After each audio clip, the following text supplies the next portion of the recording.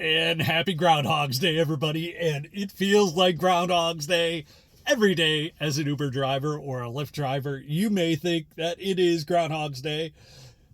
New article today says Uber drivers see a dip in their monthly earnings according to a new report. And this is not a surprise. If you've been watching my channel, I am always skeptical of what the news is telling me.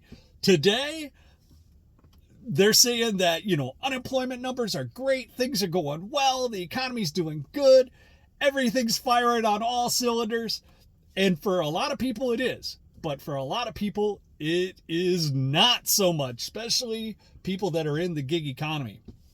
And this article goes on to talk about Uber drivers have seen a marked decrease in their monthly averages, gross earnings this last year, according to research from Gridwise. And you guys have been here for a little bit. You know that I use Gridwise every day to track my miles, to figure out my deductions for my mileage, also all my earnings from the different apps.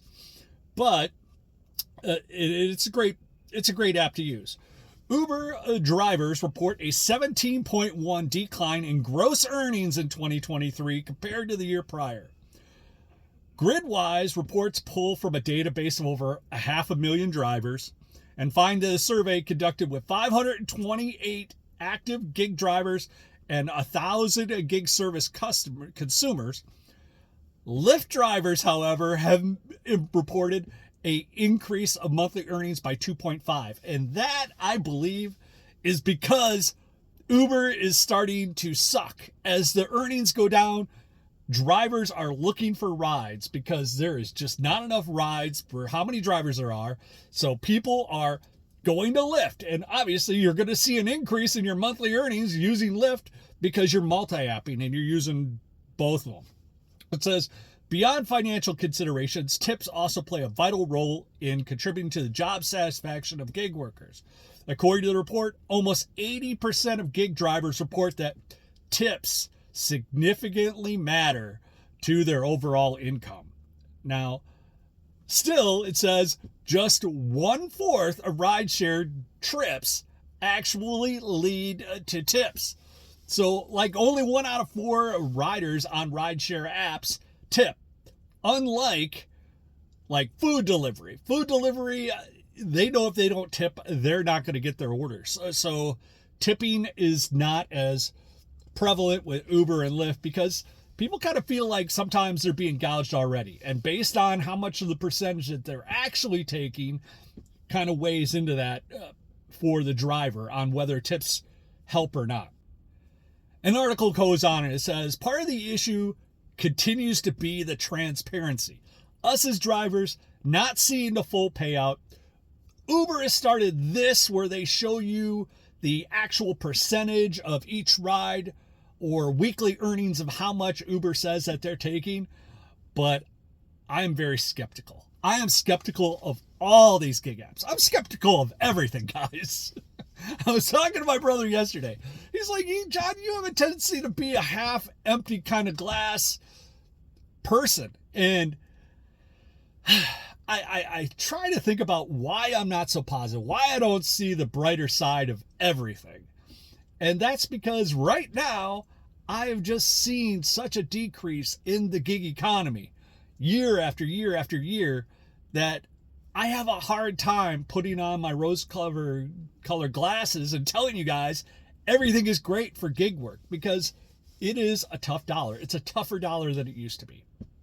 Now, the article goes on to says 75% of gig service consumers surveyed said the gig companies should provide more detailed information on how the tips contribute to the driver's earnings.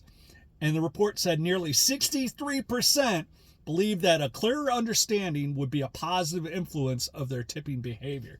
Because there's all kinds of stories out there. There's stories where people are like, I never got my tip, and they complain about aspects of, is Uber, is Lyft holding back our tips? And they've been in DoorDash, they've been found in the past that they've had issues with getting the distribution of tips out to drivers.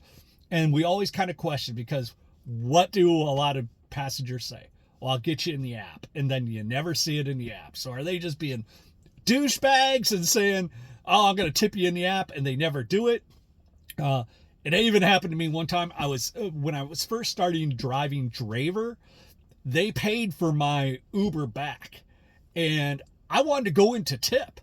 And I found out later that as a rider, I was unable to get into the account. And I actually told the driver I was going to get him in the app. And I felt like a douchebag for not getting that driver a tip. There is a lot of stuff going on right now. If you haven't seen the news, Walmart just reported that they're opening up a lot of new stores in this next year. They're going to revitalize a lot of their older stores, which is kind of the seesaw of what you've been hearing with Walmart, because in the past, Walmart's been closing stores, right? Well, they're closing down the stores that are in the hoods. They're closing down the stores that they're having shrinkage issues of theft. And they're just getting out of markets that have been losers, and they're going into new markets. A lot of those new markets are in Florida, Texas, in areas that have been booming, because there is a huge apartment explosion in our country where they are building apartments everywhere, and they need to have service to groceries and food, and Walmart is probably got the best access of low prices that you can get out there. There are some discount places, but for the most part, Walmart is the cheapest. And also, I thought it was really interesting. Walmart this last week announced that they are doing a 3-for-1 stock split. So they are offering, for every share that you own of the Walmart stock, you're going to own 3 now. And that stock split is to make it more affordable for their employees to buy into the stock. And why does Walmart even really care? Well, if you are an associate or a manager with Walmart and you are invested in Walmart, i.e., every month you decide you're going to buy a few shares, or they might actually give you shares of the company. Now you have skin in the game. Now you care more about your job and the company overall, vice just being a low-paying job that you don't give a flight about. And Walmart continued on this week and talked about it, that they have raised this last year. The average minimum wage is $18 an hour. So that's their average starting wage for an employee at Walmart. Now, it depends on where you work at in different parts of the country, but that's the average. And that could be scaled from different positions too. So, but it went up from like $17 to $18 this last year. And also for their managers, depending on the market of the store that you manage, they are actually offering their managers and senior associates stock options. So companies do this as well because they can give you a bonus without having to pay the taxes on it. So there is a tax loophole with this. It makes it beneficial to Walmart because they could say, hey, Sally, you've been a great manager with us. You're doing a really good job. We're going to offer you a $20,000 stock option this next year as an incentive for moving up to this new position and increased responsibility. And now Walmart doesn't have to pay on that $20,000 of stock options that were given to you because you received it. They don't have to. It's a tax loophole. So that's one other thing that they've been doing, and based on different positions. But Walmart's bumped up their prices for their delivery drivers, not Walmart Spark drivers, but their actual truck drivers and management. And they are really going after retention of quality people to keep them in the Walmart family because, Walmart has a bad name sometimes. It is a good corporation on some aspects. If you are in senior or mid-level management, I'm sure it pays the bills and you're doing pretty good. For an entry-level job, it's a great job to start out in. Or if you want to be a Walmart greeter, if they even have those still. It's funny also, I was reading an article and they were talking about the Walmart scanners.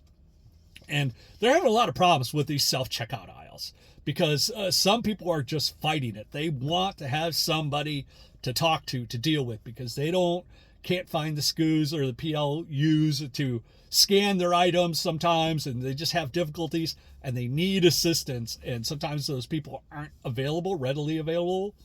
So people have been complaining. And this one TikToker I was just watching the other day, he was talking about how at the end of your thing, it says, rate our service 5-star. He always gives them a 1-star and says, I hate self-checkout. And he does it every time that he goes. But it is Friday. The weekend is here. There is a big basketball game, University of Wisconsin against Purdue. It is going to be a barn burner for us here, and there should be lots of good rides, but I'm at the airport right now. There are a lot of drivers here. And only one plane has landed so far, so everybody's kind of teed up. I'm ready to get to the weekend. I was out late last night, slept in a little bit today. It is Groundhog's Day.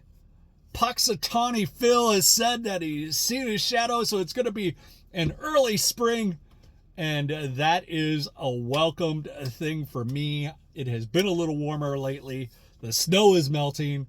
I'm ready for spring. I'm ready for people to get out, start traveling and getting out and partying and doing more so I can make some money, and hopefully you guys as well.